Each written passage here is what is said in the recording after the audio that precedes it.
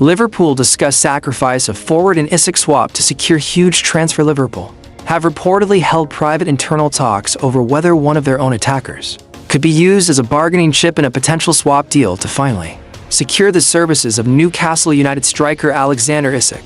For most of the summer, Liverpool's recruitment drive has been headlined by their pursuit of the Swedish forward, while business at Anfield began quickly with Florian Wirtz, Hugo Ekitike, Jeremy Frimpong, Milos Kerkez, Giovanni Leone, Freddie Woodman, and Armin Pexi all arriving early. The hunt for Isak has dragged on. Georgi Mamardashvili has also officially joined the Reds, although he spent last season back on loan at Valencia. But the 25-year-old Swede remains the marquee target that Arne Slot's side desperately want to add. Liverpool tested Newcastle's resolve with an offer worth £110 million, only to see it swiftly rejected. The Magpies are holding firm to their £150 million valuation, making it clear they will not sanction his departure for anything less. Still, Anfield Chiefs appear to be exploring another angle. According to Caught Offside, conversations have been held behind the scenes about potentially sending Federico Chiesa the other way in a direct swap.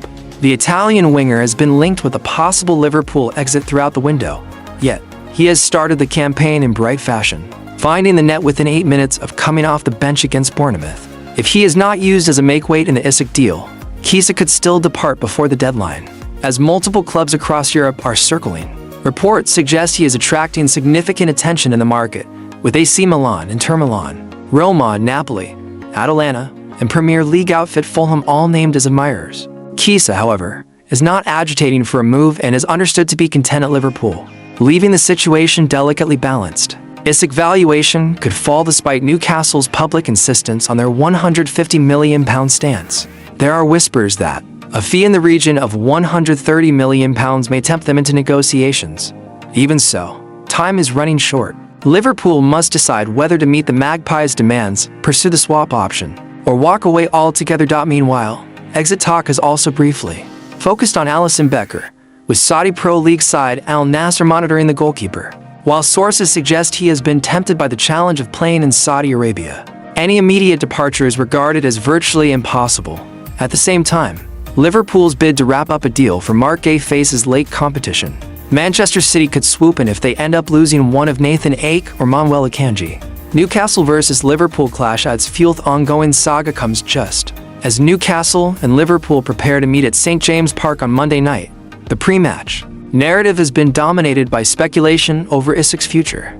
The striker will not be involved for the Magpies, a huge setback for Eddie Howe's team but a boost for Arne Slot's men. Isak previously struck in a thrilling 3-3 draw between the sides at the same venue last December, and he was also on target at Wembley in the EFL Cup final, where Newcastle beat Liverpool 2-1 to claim their first major domestic trophy in 7 decades. Isak's history of transfer standoffs. This is not the first time Isak has attempted to dictate his future.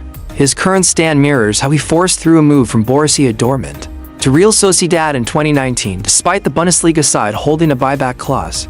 At the time, he bluntly declared, "I have no intention of going back there. Dortmund is in my past. My only focus is Real Sociedad."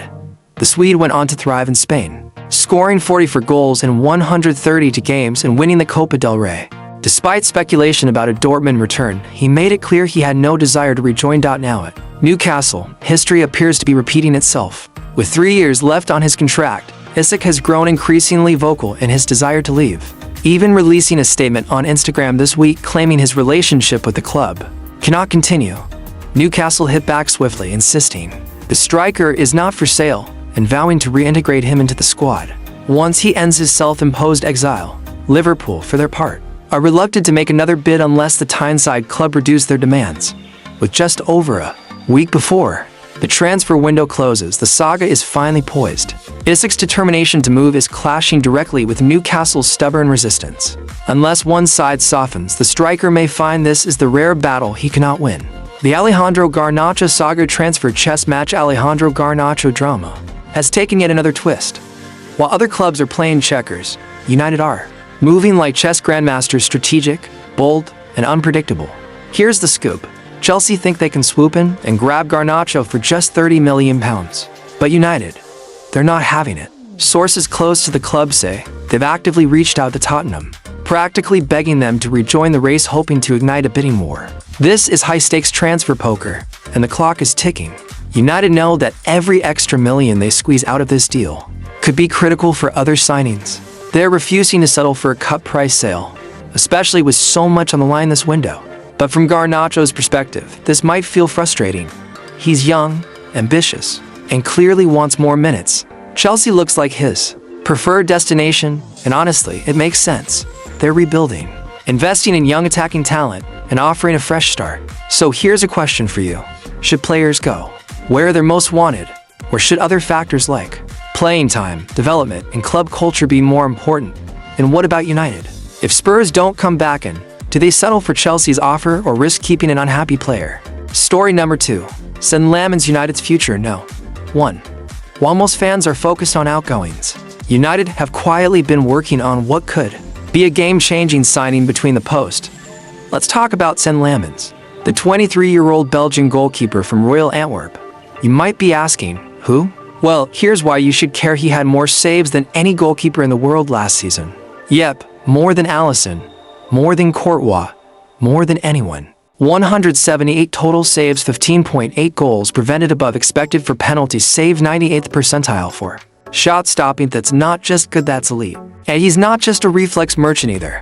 He's modern. He's composed with the ball, ranking in the top 10% for short passing and overall pass completion. In other words, he fits Ruben Amorim's style to a T. And did we mention, he's 6'4" with the presence and confidence you want in a Premier League goalkeeper? So here's something to think about. Would you rather have a keeper who's a spectacular shot stopper, or someone who's excellent at both saving and distribution, like Lammens? Transfer guru Fabrizio Romano has confirmed that negotiations with Royal Antwerp are progressing well. This could very well be signing of the summer for United. Story number 3. Donnarumma's emotional PSG exit, but United step back. And finally, breaking news from Paris. Gianluigi Donnarumma has officially bid farewell to PSG. United were in the mix early on, but the club has since cooled its interest. Why? Because they've shifted focus to younger, more system-compatible options like Lammy and S. Meanwhile, Manchester City have now emerged as frontrunners for the Italian international. He might be heading to the Etihad unless something dramatic changes, from Garnacho's growing price tag to the stealthy Lammens pursuit, and Donnarumma's Champions League winning legacy. We're covering it all. This isn't just headline news, this is the story behind the story. We're taking you inside the decision rooms at Old Trafford, showing you how the club is moving the pieces in this critical transfer window. Your thoughts? So now it's over to you. What position should United prioritize if they cash in on Garnacho? Should Garnacho choose Chelsea if they want him the most? What does this summer's activity tell you about Amorim's vision? And finally, do you think Spurs will re-enter the race for Garnacho, or will Chelsea get him for £30 million? Let us know in the comments. We'll be following this closely in the coming days. It's set to be a defining stretch for United's summer.